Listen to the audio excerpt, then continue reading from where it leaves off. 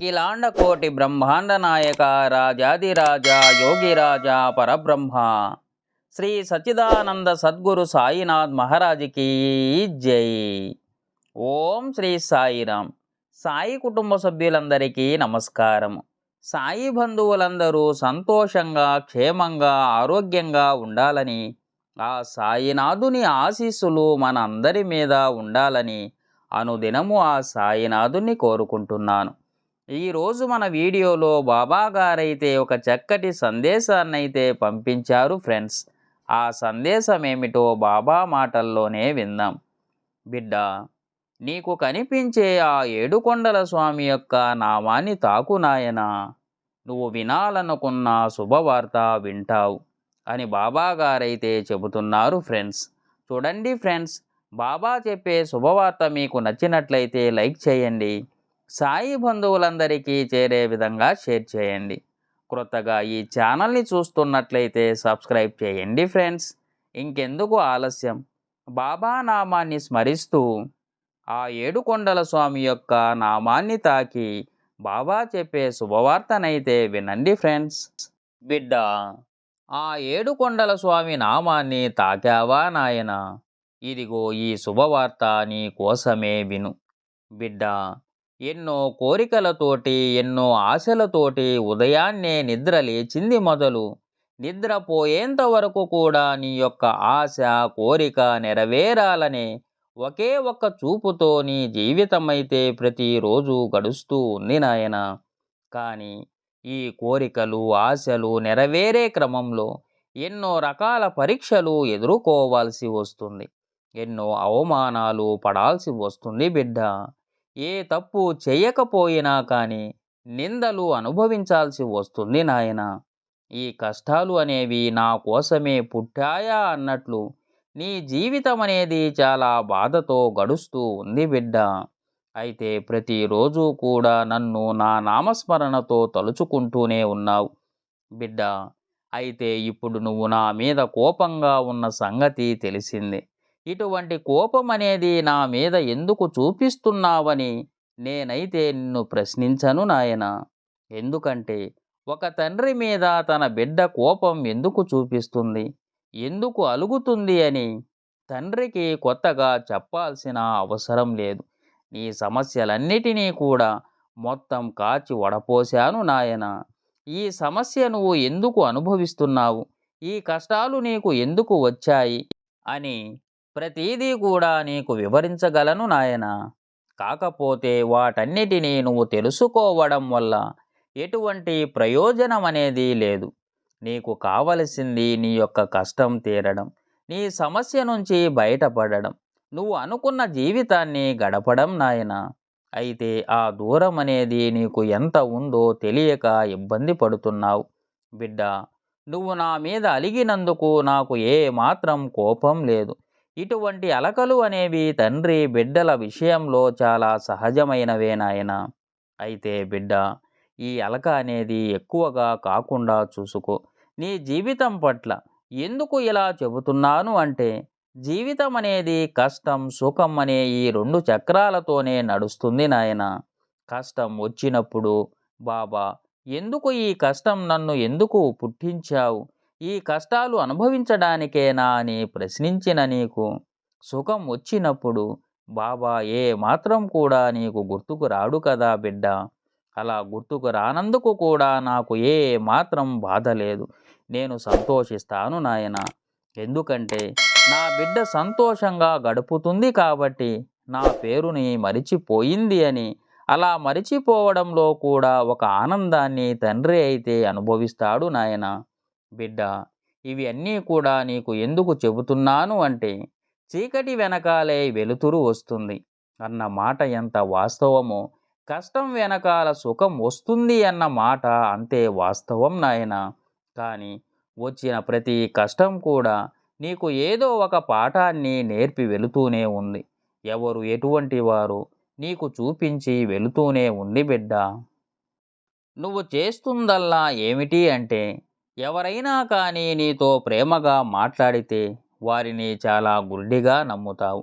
ఎవరైనా మాట ఇవ్వమని అడిగితే వారు ఎలాంటి వారు అని ఆలోచించకుండా నీతో మాట్లాడిన 5 నిమిషాలను బట్టి వారు మంచివారు అని వారికి మాటను ఇస్తూ ఉన్నావు. దీనివల్ల కూడా నువ్వు జీవితంలో చాలా కష్టాలు అనేవి అనుభవించావు నాయన. కాబట్టి ఒక మనిషిని అంచనా వేయడానికి ఒక రోజు మాత్రం సరిపోదు అని గుర్తించుకో. మనిషి పైకి కనిపించడం ఒక ఎత్తు అయితే మరొక రూపం అనేది తన లోపల ఉంటుంది అని గమనించుకో నాయన. అందరూ నీలాగా ఉంటారు, అందరూ నీలాగే ఆలోచిస్తారు, అందరికీ నీకున్నటువంటి మంచి మనసే ఉంటుంది అనే అపోహలో బతుకుతూ ఉన్నావు. ఇది అంతా కూడా కనిపించే జీవితం అంతా, కనిపించే మనుషులంతా, కనిపించే ఈ ప్రపంచం అంతా కూడా అవాస్తవమని గుర్తించుకో నాయనా.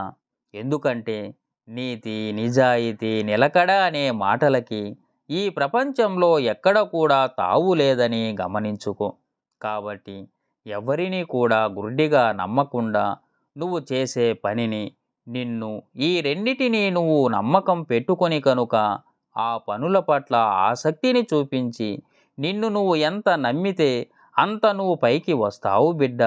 ఈ విషయాన్ని గమనించుకొని నీ వెనుక ఎవ్వరూ లేరు అనే నిరాశను ప్రక్కన పెట్టి నాకు నేనున్నాను అనే ధైర్యాన్ని నీ వెన్నంటే ఉంచుకొని ప్రతి పనిలో కూడా ఏకాగ్రత దృష్టి పెట్టి కనుక నువ్వు పని చేస్తే ఇప్పుడు ఎవరైతే నిన్ను పరాయి వాడివి నువ్వు, పరాయి దానివి నువ్వు, నీకు డబ్బు లేదు అనే చిన్న చూపు ఏదైతే నిన్ను చూస్తున్నారో వారు మాటలన్నిటికీ కూడా కళ్ళెం వేసే సమయం అనేది ఎంతో కాలం లేదు నాయన.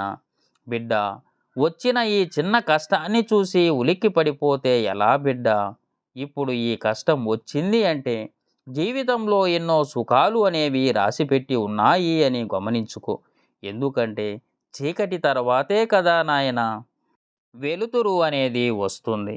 అదేవిధంగా కష్టం వెనకాలే సుఖం అనేది వస్తుంది అని గుర్తించుకో నాయన. ఈ కష్టం నీకు తెలిసింది కాబట్టే సుఖం యొక్క విలువ అనేది పెరుగుతుంది అని గుర్తించుకో. ఈ యొక్క మానవ జాతి పాప పుణ్యాల ఆధారంగా వారి యొక్క జీవిత చక్రాలు అనేవి రాసి ఉంటాయి అని నీ యొక్క మనుగడకు, నీ అంతరాత్మకు తెలిసే ఉంటుంది నాయన.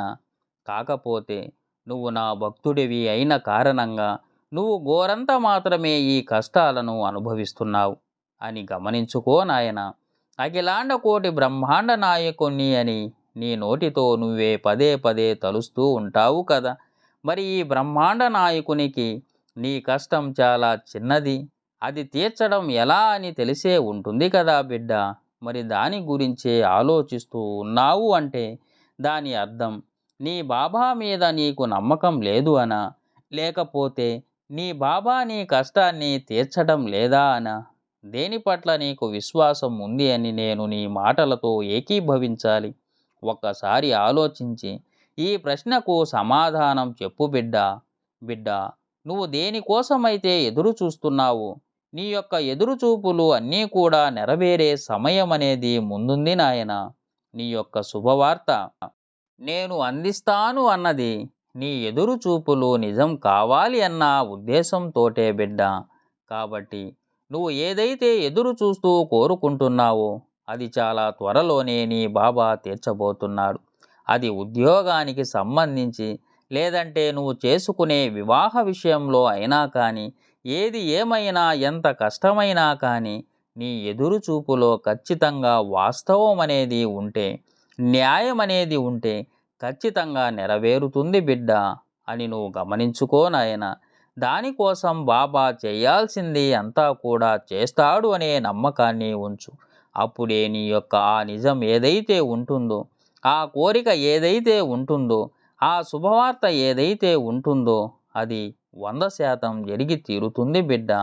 కాబట్టి ఇక ఏ మాత్రం అపోహలు అనేవి నీ మనసులోకి రానివ్వకుండా ప్రశాంతంగా నీ యొక్క జీవితాన్ని క్షణం క్షణం ఆనందంతో అనుభవిస్తూ ఈ జీవితాన్ని సంతోషంగా ఒక్కొక్క అడుగు ముందడుగు వేస్తూ నువ్వు సాధించాలి అనే మార్గం వైపుకి నీ దారిని మళ్ళిస్తూ క్రొత్తగా నీ యొక్క ప్రపంచంలోకి అడుగు పెట్టు నాయన.